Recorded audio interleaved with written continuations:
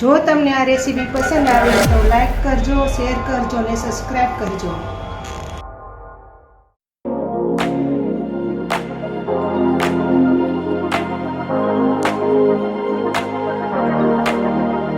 સગુણાબેન સ્યારા સુરતથી તમારું ગુજરાતી ફૂડમાં સ્વાગત છે. આજે આપણે બનાવીશું રવાનો મહાપ્રસાદ. આપણે મહાપ્રસાદ બનાવવાનો છે તો તેના માટે આપણે અહીં 50 ગ્રામ રવો લીધેલો છે, જે સૂજી કહેવાય, તે જાડો આવે. ને આપણે સામે 50 ગ્રામ ખાંડ લીધેલી છે. જરૂર પડશે એટલી નાખશું આપણે. જેવું ઘરમાં મીઠું ખાતા હોય એ પ્રમાણે આપણે ખાંડનો ઉપયોગ કરવાનો. આપણે 1 વાટકો ઘી લીધેલું છે, દૂધ લીધેલું છે 1 વાટકો, દ્રાક્ષ લીધેલી છે ને પાણી લીધેલું છે.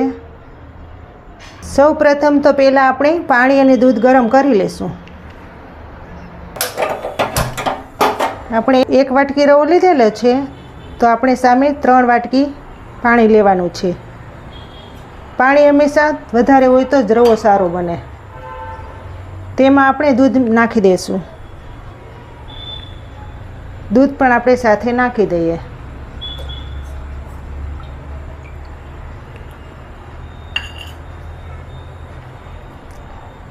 આપણું દૂધ અને પાણી ગરમ થઈ જાય ત્યાં સુધીમાં આપણે રવો શેકી લઈએ.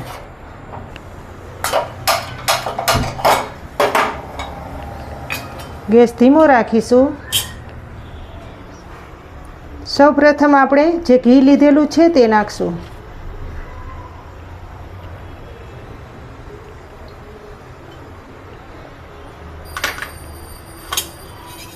પાણી ગરમ થઈ જાય ત્યાં સુધીમાં આપણે રવો શેકી લઈશું.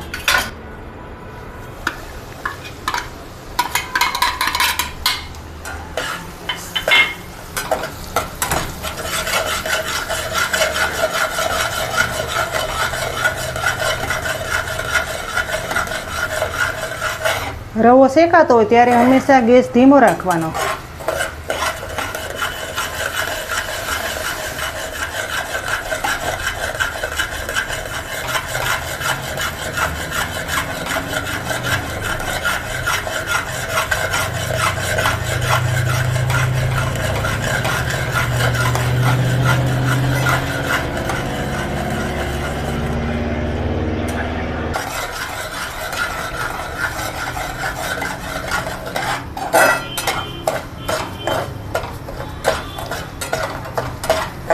રવાનો કલર બદલી જાય ત્યાં સુધી આપણે શેકાવા દઈશું.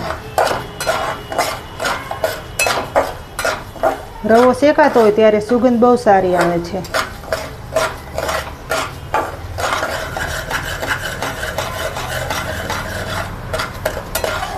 તમે જોઈ શકો છો કે રવાનો કલર એકદમ ચેન્જ થઈ ગયો છે.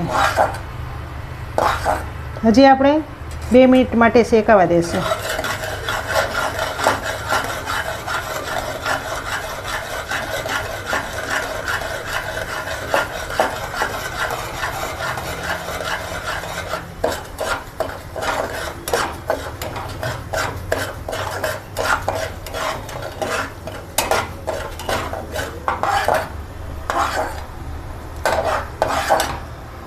હાઈ ક્લાસ શેકાઈ ગયો છે.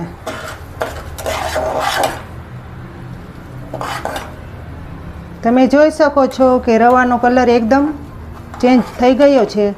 હવે આપણે ગેસ ધીમો કરી નાખશું અને આપણે દૂધ અને પાણી નાખીશું.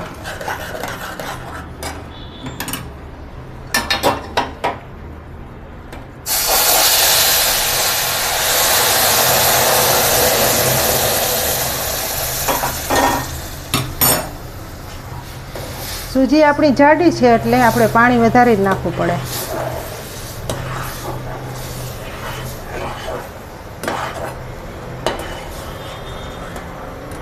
જે આપણે ખાંડ લીધેલી છે તે પણ આપણે મીઠાશ પ્રમાણે નાખીશું.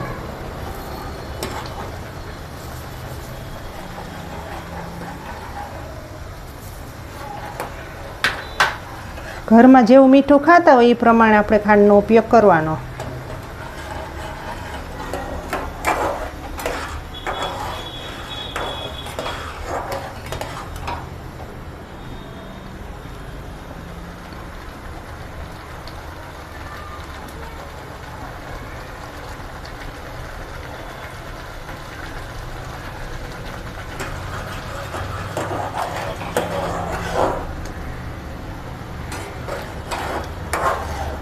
આપણે 5 મિનિટ માટે આપણે પાણીને બરવા દેશું.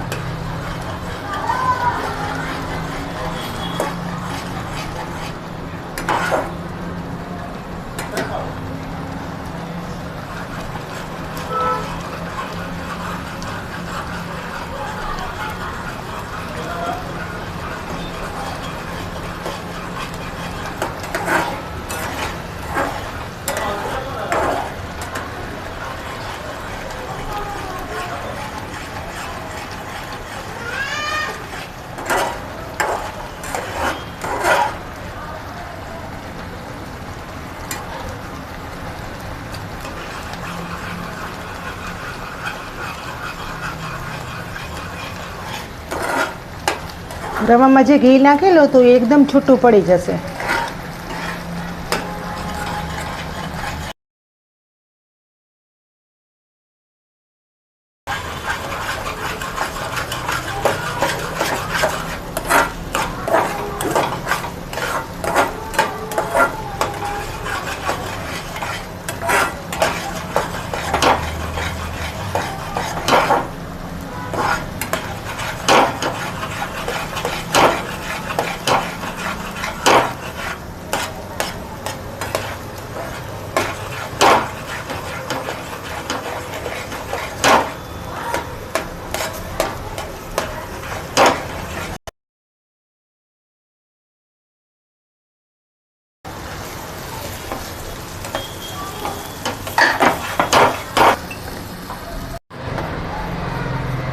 ઘી સરસ છૂટું પડવા લાગ્યું છે સાઈડમાં, તમે જોઈ શકો છો.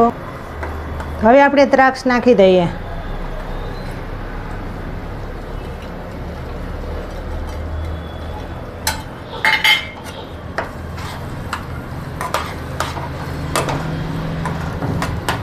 હવે આપણે ગેસ બંધ કરી દઈશું, નીચે ઉતારી લેશું.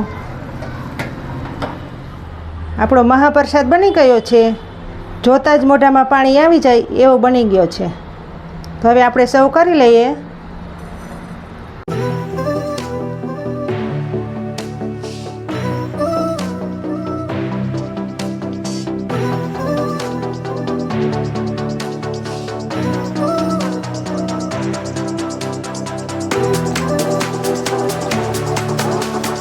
તૈયાર છે આપણો મહાપ્રસાદ.